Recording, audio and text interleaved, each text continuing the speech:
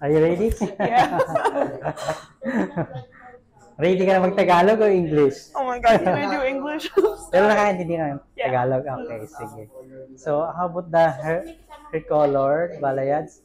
Gusto mo yun parang may pagka-ash. Yeah. Ashy. Yeah. So, magdedepende pa rin ako dun sa kaya ng buhok mo. Okay. And then, i-remove natin to. Kasi Yeah. itong madadamage na to. Mm-hmm. And then, ano pa yung concern mo?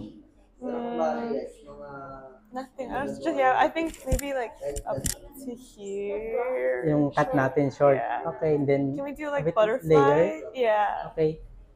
So, yung color, patingin ulit ako ng hair color mo. Can you see again for the color?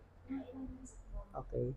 I think, bigay ko sa iyo ng mga 60 to 80%, pero not too much blonde. That's okay. Yeah. Lagyan natin ng dimension. Mm-hmm. Kasi more on blonde din na kasi siya eh. Mm-hmm. No?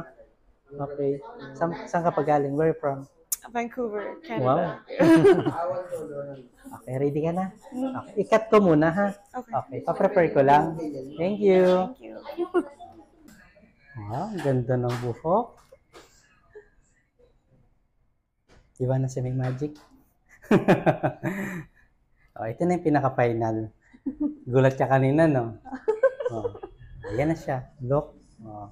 It's so pretty. Yeah, di ba? Latina. Are you happy? Yeah. Yeah. Thank you. Yan. Bumagay sa ano mo. Sa damit mo. No? Same ng dress mo. Wow, ang ganda. So, alagaan mo ng purple shampoo. Tama?